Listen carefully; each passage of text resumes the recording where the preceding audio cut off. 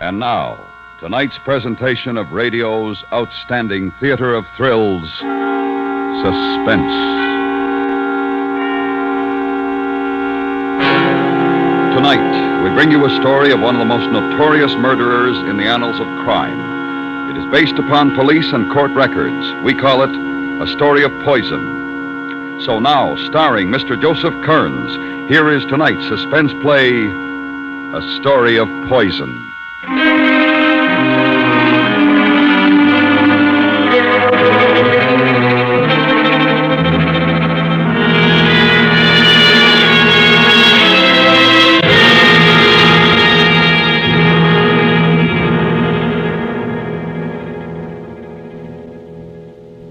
Dr. Cream, there was nothing I could do. I'm sorry, terribly sorry. I tried everything. You tried everything? Sorry? I did what I could. It was too late. Don't go in now. Oh, but I must. Oh, yes, I must see her. I'm sorry. Oh, Emily. Emily, baby girl. Emily. Emily. Why, Doctor, she's dead. Come away. I'll attend to things. You don't understand. She's dead. I wasn't with her. I didn't know. Oh, Emily, my love, my girl. Dr. Cream, please, get her. No, she can't be. My life, my all. Emily.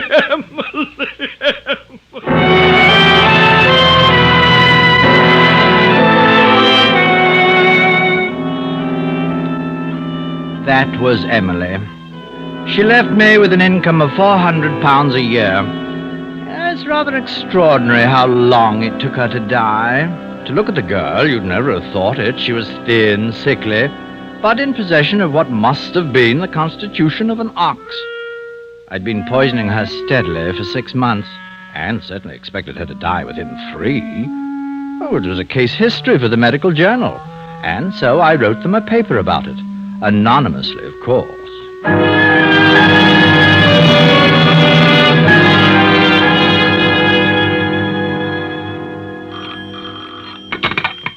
Inspector Waring. Sergeant Dean, sir. We've got a letter here from the editor of the medical journal. Why did they forward it to the yard? There's a manuscript that came with the letter. Just a moment, sir. Resistance to physiological action of alkaloid poisoning. Case history ED by Anonymous. Oh, what's the matter with that?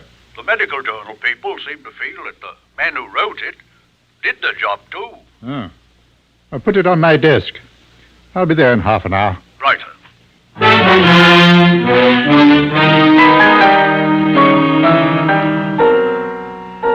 3 weeks after Emily died, I made arrangements to move to London. There was no trouble, but then I hadn't thought there would be.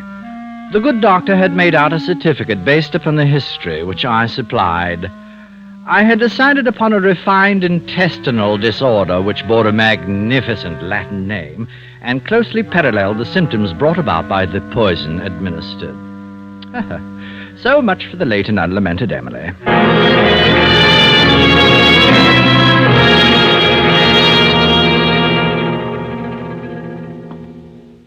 Oh, I'm sure as how you found this room most suitable, sir. Dr. Cream, Dr. Neil Cream, ma'am. Oh, how nice. I've another boarder who's a doctor. Well, very nearly. A medical student, don't you know? Mr. Bridgman, ever such a nice gentleman. Really? You find a very refined atmosphere in my house, Doctor, and scrupulously clean, very scrupulous. Yes, I'm sure of it, Mrs. Minns.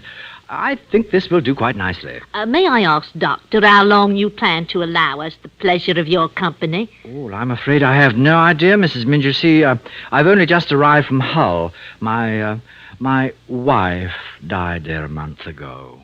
Oh, how sad. How terribly sad.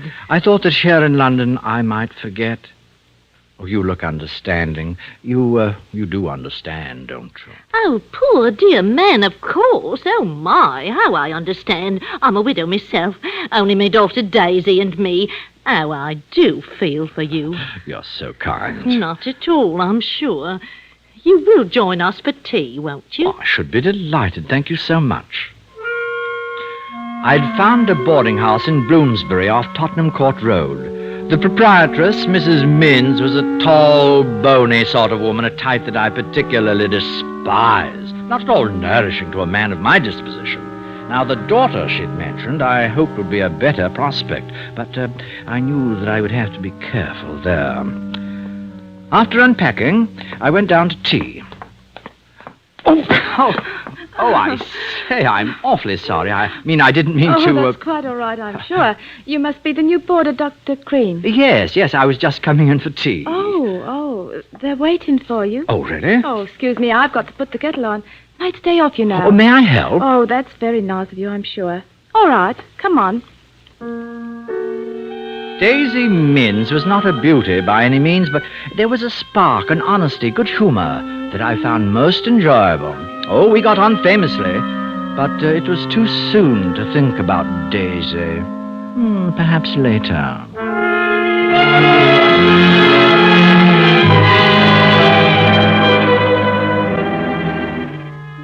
It was the evening of the 4th day after my arrival in London that I met Mildred Vickers.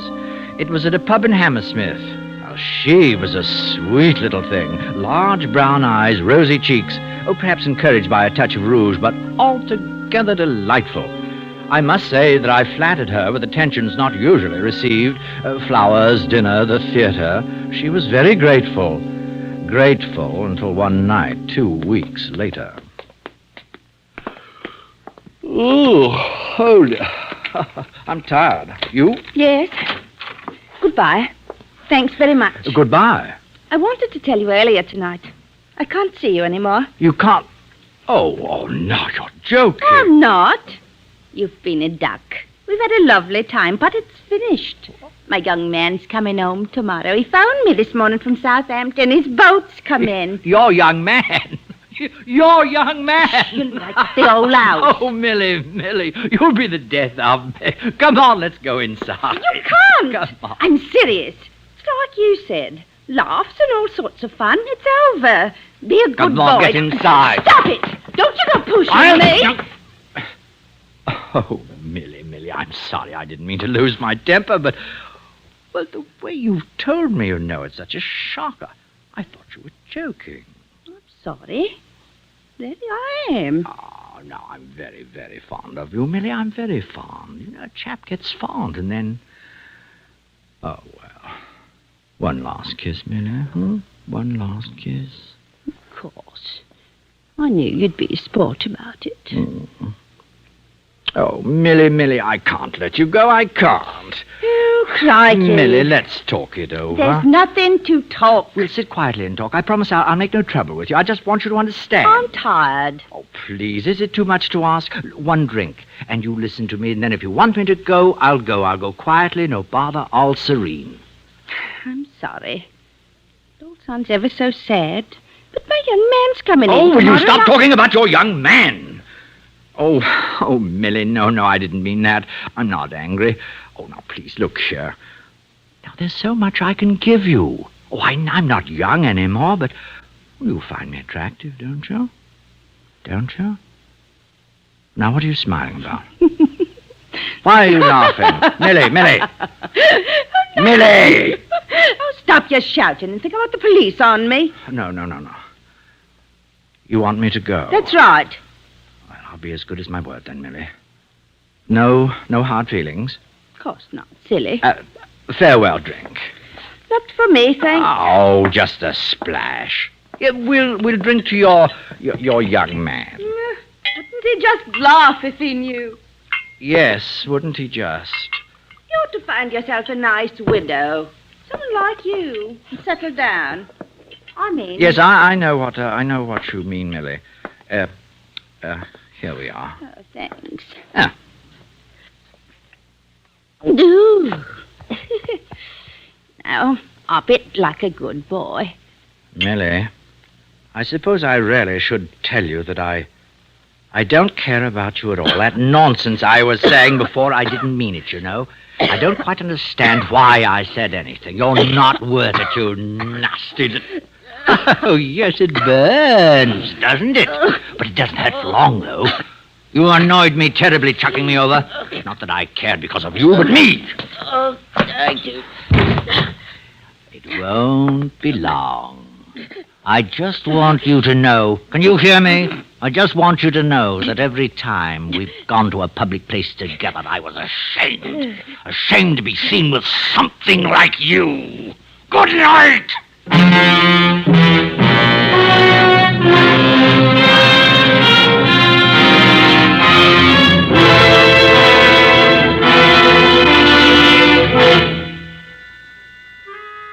For the next 2 or 3 nights I stayed in at the boarding house. I don't think that I felt well. At least I couldn't sleep at all. My sleep was not at all restful. I had dreams, frightening dreams. I remember just before I dropped off to sleep one night, soon after Millie was taken, that I thought to myself, oh dear, I must speak to Mrs. Minns about that cooking, all that heavy stuff.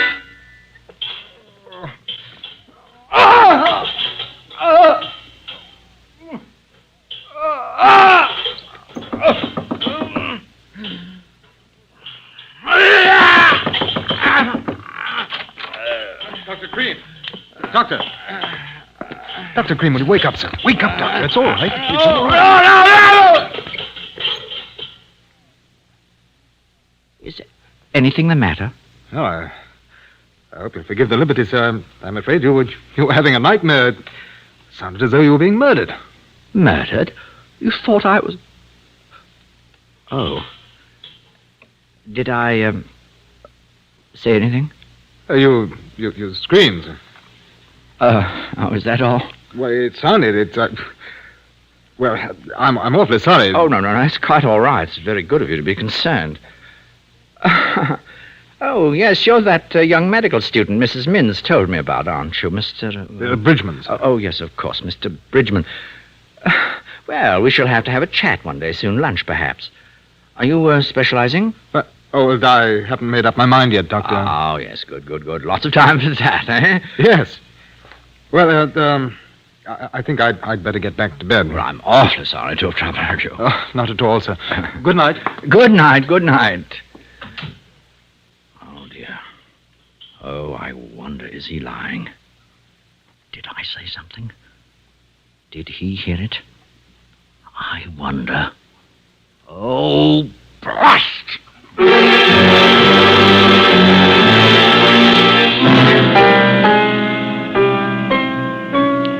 2 weeks had passed. I was safe. Nobody knew, nobody. Unless Mr. Edward Bridgman, the medical student. I'd taken him to luncheon 2 or 3 times. We'd talked, medicine for the most part, but I don't know, he had a way of looking curious, knowing. I decided to write the letter to Scotland Yard. Commissioner, Inspector Waring here. I think we've got something more on that poison case in Hull and Millie Vickers. No, a letter.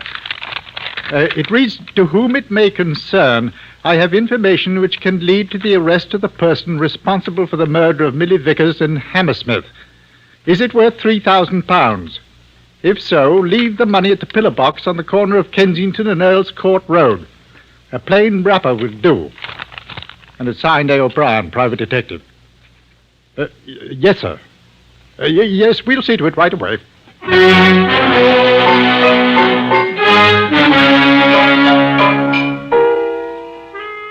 It was aggravating not to be able to learn whether the police had accepted my offer. I could have used the money, but other more important things were occupying my time. Mr. Bridgman, oh, how I loathe bright young men. And I had a feeling that he was watching me, cleverly and carefully. I had to put a stop to that. He knew, that was certain. So I took to following him. As far as I could make out, he didn't voice his suspicions to the police. But there was a girl. He met her from time to time, and one day when they were having tea together, I think he saw me, because from where I stood outside the tea shop, I saw Mr. Bridgman lean across the table and talk rapidly to his sweetheart. That would have to be taken care of. It was, a week later. Oh, I beg your pardon. Yes? You must think me awfully rude, but aren't you Edward Bridgman's young lady? Why, Why, yes, but I don't No, believe no. We haven't met. Edward's told me so much about you, though. I saw you together as I went by on the bus last week. You were coming out of a tea shop. That's right, in Oxford Street. Yes. Well, look here, I've wanted to meet you for so long to talk about Edward. Oh? Well, I mean, you are going together. Well, I suppose so, in a way. Exactly. I'm frightfully fond of him, you know. As a matter of fact, I've spoken to some colleagues of mine in the profession, you understand. Your Edward has a future, I think. Oh, that's sweet of you, Mr. Dr. Cream. Oh, of course he's spoken of you. You're staying at the same boarding house. Yes. Well, I hope he said nice things. Oh, yes, but you know Edward, he doesn't talk much about anybody, does he? Yes, that's what I wanted to talk to you about.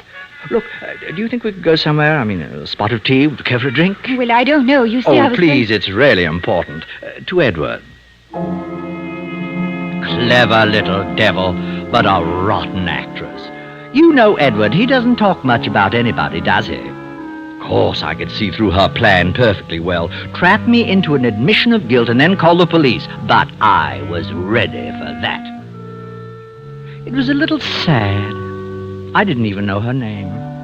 She had a pretty face, pretty figure, but no name. Just Mr. Bridgman's young lady. It was dark when we walked along the quiet road leading to her house. I'd been the perfect gentleman and had escorted her home. She died behind a hedge, convulsively, within 3 minutes. I made sure that there was no outcry. Nobody heard, nobody saw, and nobody cared. Except perhaps for a medical student.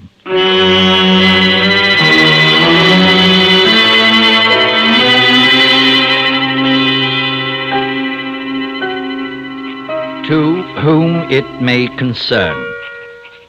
Ask Mr. Edward Bridgman, who lives in Mrs. Minns' boarding house off Tottenham Court Road, what he knows about the murders of Millie Vickers and Joyce Hamilton.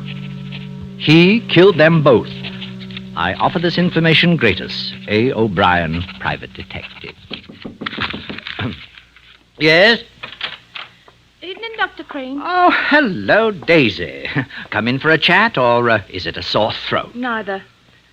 Mum asked me to ask you something. Oh? She wonders how long you'll be staying. Oh, I'm perfectly happy. I hadn't thought of moving. Why? I don't know. Oh, Daisy, I want to talk to you.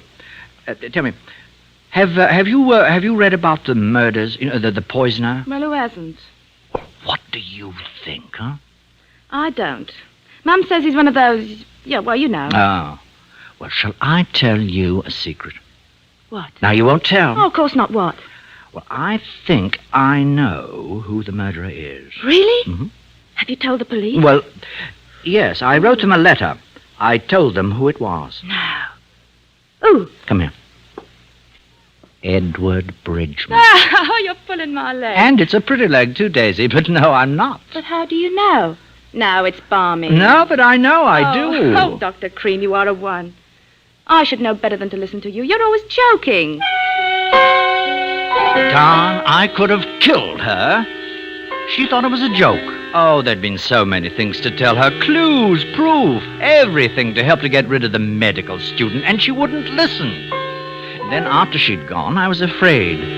I was afraid she might remember. Darn, I could have killed her. It was Saturday, 2 days after I'd posted the letter to Scotland Yard. I thought I'd take a walk to Hyde Park and was leaving my room to go downstairs when the front doorbell rang.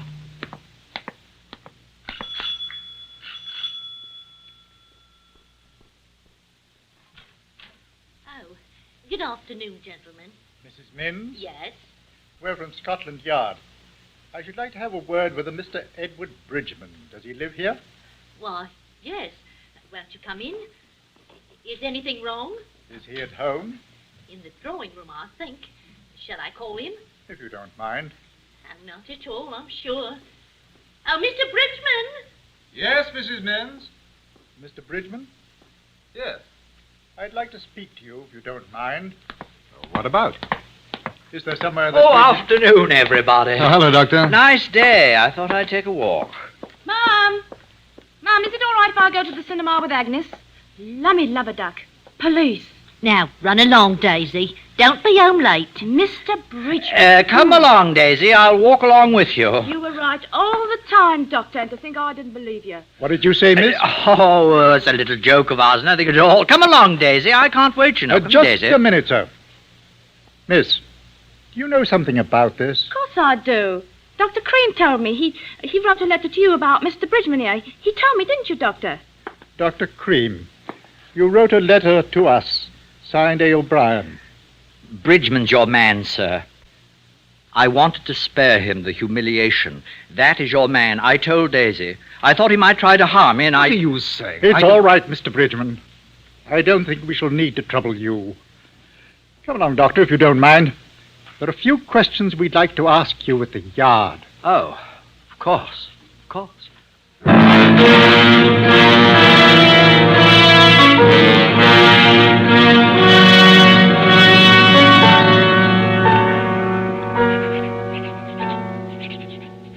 Having set down his case history, my own, let all know that what I did in honor and right.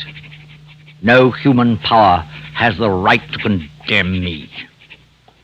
Those that died because of their own misdeeds. I have been merely the instrument of justice. For this, I cannot hang. Neil Cream, M.D. Dr. Neil Cream, it's time. Oh, it won't hurt, will it? I can't stand pain. It won't hurt, will it?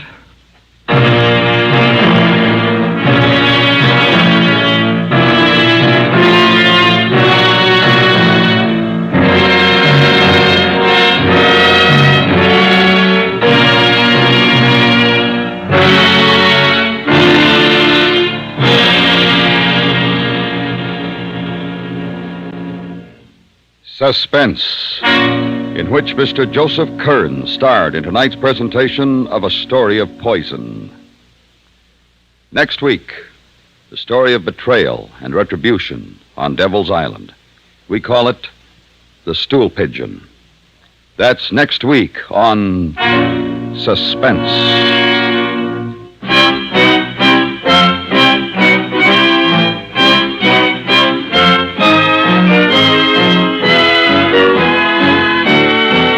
Suspense is produced and directed by Anthony Ellis, who wrote tonight's script. The music was composed by Rennie Garrigan and conducted by Wilbur Hatch. Featured in the cast were Paula Winslow, Tita Purdom, Virginia Gregg, Herb Butterfield, Ben Wright, Raymond Lawrence, and Ellen Morgan. Thursday night on most of these same stations, listen for the haunting sound of the Whistler as he once again walks by night.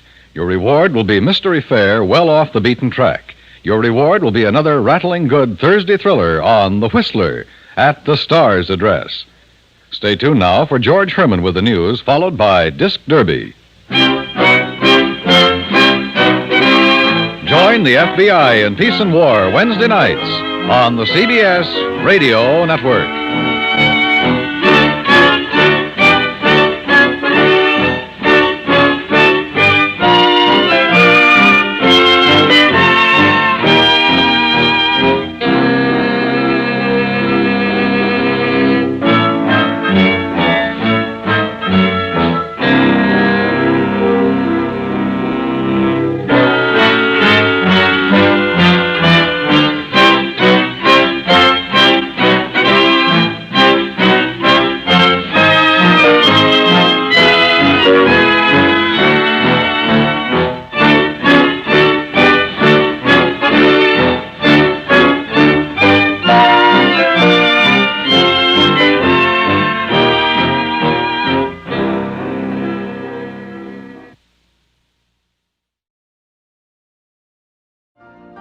You've been listening to the OTR Gold Network. Find more classic radio at otrgold.com.